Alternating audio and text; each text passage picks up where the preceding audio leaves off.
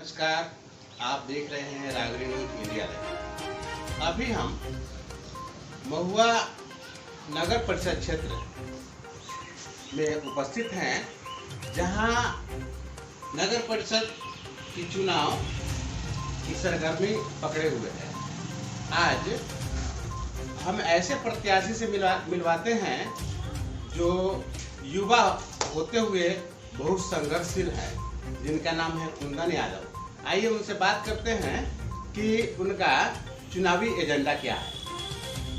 नमस्कार, और चैनल देख रहे सभी जितने भी लोग हैं उनको मेरा सादर प्रणाम महुआ की जनता को। मेरा जो एजेंडा है, जैसे कि मैं देख रहा हूँ विगत जब से नगर परिषद बनी है, तो यहाँ पे आप देखिए, कल मैं जब नॉमिनेशन करके आ रहा था तो बाज़ार में बारिश हो रहा है, कीचड़ की इतनी समस्या है, पानी जो है नाला बना है लेकिन रोड से ऊपर बना है, तो पानी का निकासी नहीं हो रहा है। गांधी चौक के पास देखिएगा, सड़क पूरी तरीके से खंडित हो चुकी है, गाड़ी सब फंस रहा है, उसको कोई देखने वाला नहीं है। और सबसे बड़ी समस्या जो है महुआ में, वो देखते होंगे विगत सारे लोग कि जाम की जो समस्या है वो बहुत बड़ी समस्या है, और इस पर कोई भी ध्यान नहीं दे रहा है। पिछले चुनाव में जब मुकेश रोशन जी आए थे, उस वक्त भी महागठबंधन की सरकार थी, और उसमें जब सारे लोग घूमे तो मैं भी अपने घूमने का काम किया उनके साथ, और मैं उनको व्यक्तिगत बार बार कहता हूं कि आप विधायक जी इस पर ध्यान दीजिए जाम की समस्या पर, लेकिन अभी तक कोई सोल्यूशन नहीं हो पाया है। मैंने सोशल मीडिया के माध्यम से भी बहुत बार उठाई है आवाज़, लेकिन जाम की समस्या दूर नहीं हो रही।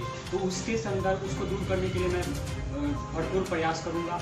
और एक और समस्या 2-3 वर्षों से देखी जा रही है कि जो बाज़ार में फल एवं रेहड़ी के दुकानदार हैं, छोटे छोटे दुकानदार हैं, उनको बार बार व्यवस्थित माने कि हटाया दिया जाता है। तो अगर मैं आता हूँ तो मेरा प्रयास रहेगा कि जो फल और रेहड़ी वाले दुकानदार हैं, नगर परिषद महुआ जो है, उनको एक अच्छी सी जगह दें जहाँ पे वो रहकर रोजी अपना चला सके, और बार बार प्रशासन की डर से उन्हें इधर उधर भटकना नहीं पड़े। मौसम की मार जिस तरीके से पड़ रही है और किसान लगातार उसकी मार से बदहाल होते जा रहे हैं और सरकार ध्यान नहीं दे रही है, तो ऐसी व्यवस्था की जाएगी कि किसानों पर भी ध्यान दिया जाए, उनको जो सरकारी मुआवजा है वो दिया जाए।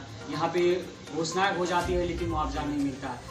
विगत वर्ष देखे होंगे कि बाढ़ से किसान बुरी तरीके से प्रभावित हो गए, और इस साल जो है सुखाड़ आ गया है। तो किसान सबसे ज़्यादा अगर मार कोई इस देश में अगर झेल रहा है या इस क्षेत्र में झेल रहा है तो वो किसान झेल रहा है, क्योंकि ये ग्रामीण इलाका है और उनका जो जीवन यापन होता है वो ग्रामीण परिवेश से ही होता है, किसान और खेती से ही होता है। तो जब तक हम किसान भाइयों को मजबूत नहीं करेंगे, ये क्षेत्र मजबूत नहीं होगा, देश मजबूत नहीं होगा। तो आप रोजगार के संबंध में कुछ कहना चाहेंगे? जी बिल्कुल।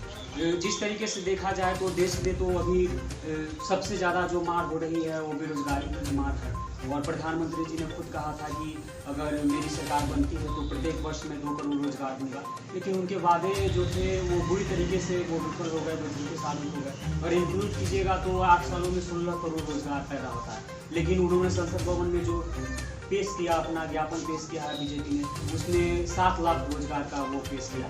तो मैं बीजेपी सरकार से केंद्र में भी, और तेजस्वी जी और जिस तरीके से नीतीश कुमार जी की महागठबंधन की और कांग्रेस सभी लोगों की पार्टी बनी है, बिहार में सरकार बनी है, तो उनसे भी मेरा आग्रह है कि आप लेट ना करें, क्योंकि अगर आप लेट करते हैं तो युवाओं में जो पेशेंस की है, वो जो पेशेंस रखे हुए हैं वो खोने का डर रहता है। जिस तरीके से वो देखते होंगे बार बार आंदोलन होता है, तो जल्द से जल्द युवाओं को रोजगार दिया जाए, उनको और इंतजार नहीं कराया जाए, क्योंकि वे ऐसे ही 8 साल इंतजार कर चुके हैं, तो और कितना युवाओं को आप इंतजार करवाइएगा।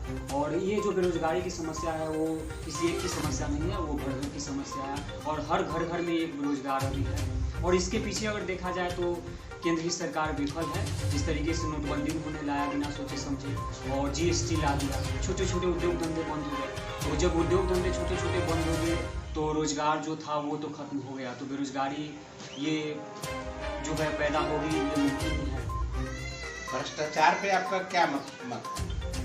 भ्रष्टाचार जो है वो देखा जा रहा है, सारे लोग, बीजेपी भी सरकार आई तो वो बोले कि भ्रष्टाचार जो है वो मैं मुक्त करूंगा, और अन्ना जी इसी पे आए थे। लेकिन आज मैं अन्ना जी से पूछना चाहता हूं कि भ्रष्टाचार पहले से और बहुत बढ़ चुका है, तो आज कहाँ अन्ना जी सोई हुई है?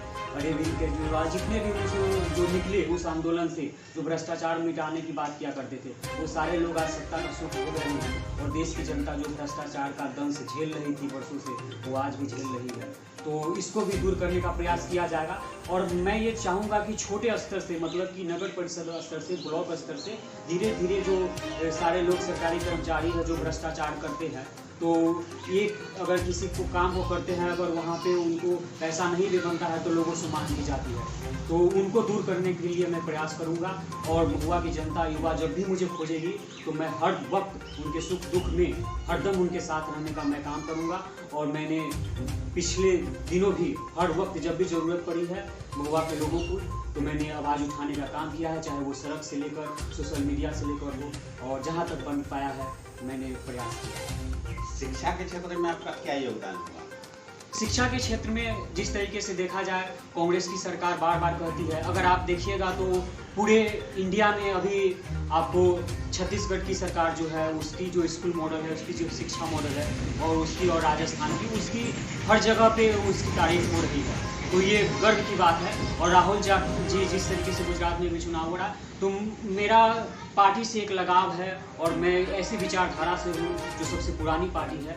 तो मेरा ये प्रयास रहेगा कि हमारी पार्टी की जो सोच है और जो शिक्षा की व्यवस्था है, शिक्षा में ऐसा नहीं है कि बिहार में पैसे नहीं है, ये नहीं है, लेकिन जो लोग हैं, सरकारी लोग हैं, उनका वो इस्तेमाल सही ढंग से नहीं कर पा रहे हैं। और जो पैसे आते हैं सरकार की तरफ से, पैसे आते हैं, लेकिन निचले स्तर पर आते आते उस पैसे का गलत इस्तेमाल किया जाता है, जिससे स्कूल की स्थिति जर्जर हो जाती है, बच्चों को शिक्षा नहीं दी जाती है, कुछ जो टीचर वो लेट से पहुंचते हैं। तो इन सारी चीज़ों को जो लोकल एरिया में होगा, मैं खुद अगर मैं बनता हूँ यहाँ से, अगर लोग मुझे आशीर्वाद देते हैं, तो मैं घूम घूम कर काम करूँगा कि वो सही ढंग से क्षेत्र के बच्चों को शिक्षा दे रहे हैं, अगर नहीं दे रहे हैं तो मैं ऊपर तक आवाज़ उठाने का संकल्प लिया। बहुत बहुत धन्यवाद। आप अभी देखें कि हम युवा प्रत्याशी सभापति पद के लिए हैं, उनकी बातों को आपके सामने में रखें। अब आपके ऊपर है, जनता के ऊपर है कि वो किन्हें जो है चुनती है और इनसे बात कर